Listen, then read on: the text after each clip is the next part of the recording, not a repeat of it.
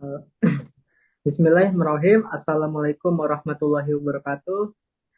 Perkenalkan nama saya Bagas Dewa Hartanto. Di sini ada rekan saya Amanda Novianti, Anggita Noni, Ajis Dwi Saputra, Bagus Rizky Ramadan. Di sini kami akan mempresentasikan upaya mengatasi kenakalan remaja dengan pembentukan karakter. Yuk.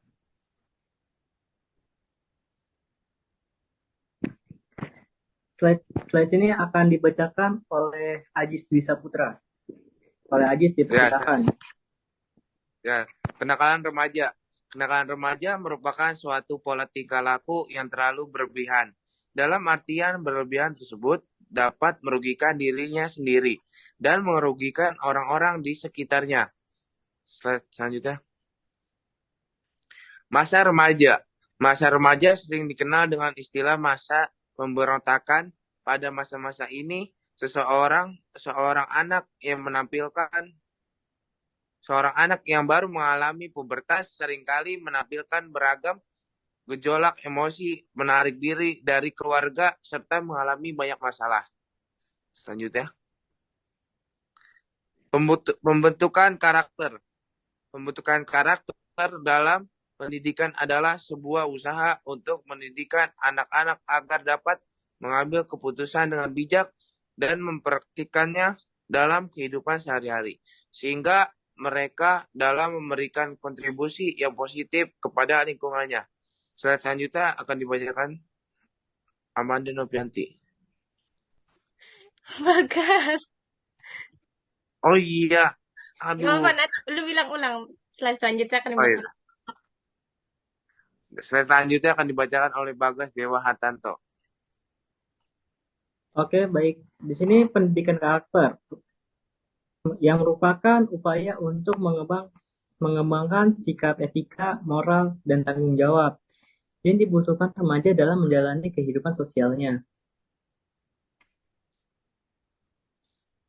Di sini ada tujuan karakter pendidikan yang membentuk bangsa yang tangguh, berkompetitif, berakhlak mulia, bermoral, bertoleran, bergotong royong, berjiwa patriotik, berkembang dinamis, berorientasi ilmu pengetahuan dan teknologi yang semuanya dijiwai oleh iman dan takwa kepada Tuhan Yang Maha Esa berdasarkan Pancasila. Fungsi pendidikan karakter yang pertama mengembangkan potensi dasar dan yang kedua memperkuat dan membangun perilaku. Yang ketiga meningkatkan peradaban bangsa yang kompetitif dalam pergaulan dunia. Slide selanjutnya akan dibacakan oleh Bagus Rizky Ramadan. Baik, terima kasih kepada Bagas Dewa Hartanto.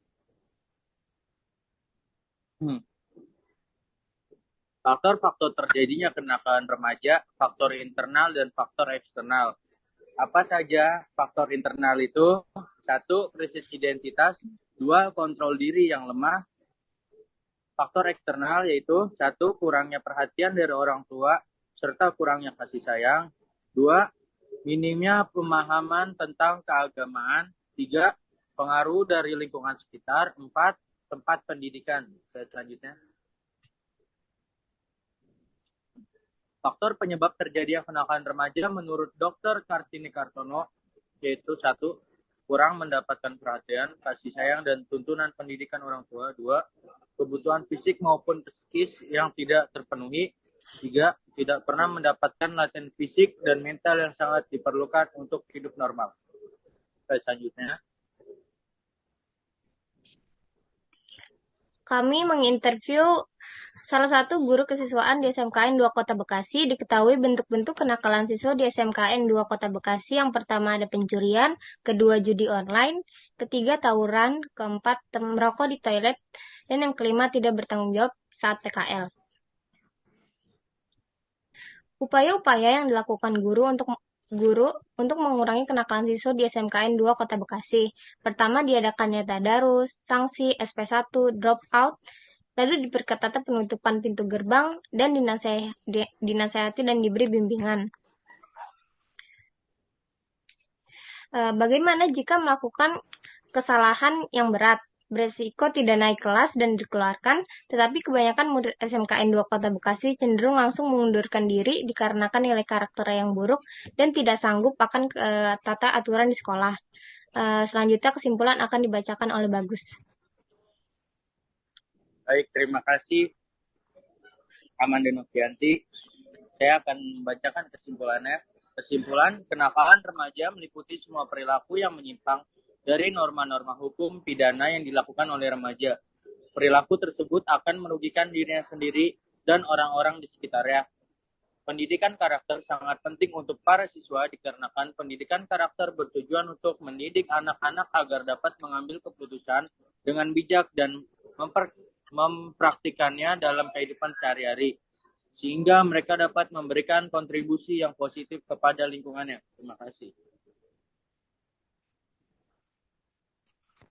Baik, sekian presentasi dari kelompok kami. Kurang lebihnya mohon dimaafkan. Wabillahi taufiq hidayah. Wassalamualaikum warahmatullahi wabarakatuh.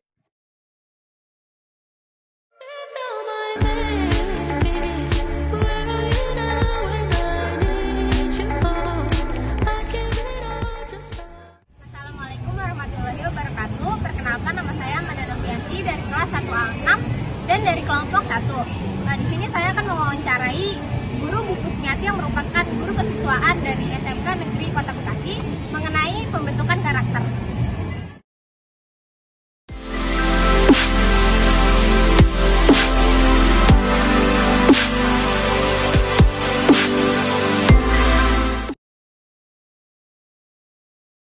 Saya pernah juga membuat tugas akhir. Dulu kan saya sama kuliah ya. Kuliah saya guru PPKN. Saya membuat skripsi saya S1 studi tentang tingkat kriminalitas pelajar. Tapi kalau di sini, kalau secara umum, kalau dibanding dengan sekolah-sekolah lain masih cukup aman. Karena pelanggaran-pelanggaran itu kita minimalis ya. Jadi alhamdulillah ya. Kemarin ada juga satu siswa kami, tapi ini sebenarnya nggak boleh di luar ya, harus keep silent karena ini kan termasuk pencemaran nama baik siswa tersebut ya. Ada yang mungkin karena ketagihan judi online, jadi membuat anak itu mungkin kehabisan dana, akhirnya yang mungkin sebelumnya tidak ada niat ya, jadi mereka mencuri. Ya kita sodorkan aja poin-poin pelanggaran bahwa ini merupakan pelanggaran berat.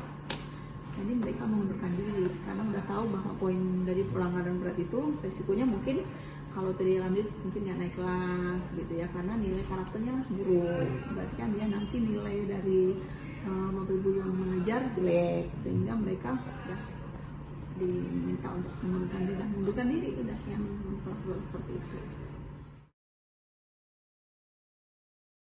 Kalau secara umum di SMK 2 tuh nggak ada yang berat, paling hanya terlambat juga. Kalau sekarang ya mungkin boleh ditanya deh, sekarang itu yang terlambat itu hanya 1 menit 2 menit.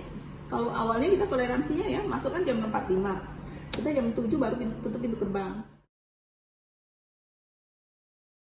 Tetapi sekarang jam 6.45 pintu gerbang kita udah ditutup. Iya. Jadi sudah, karena kan kalau awal-awal kita memahami karakter dulu ya, karena kan kita mungkin melakukan seperti itu karena kan sebelumnya pandemi kita udah selama 2 tahun kita off ya. Jadi walaupun KBM tetap dilaksanakan banyak kan daring gitu ya.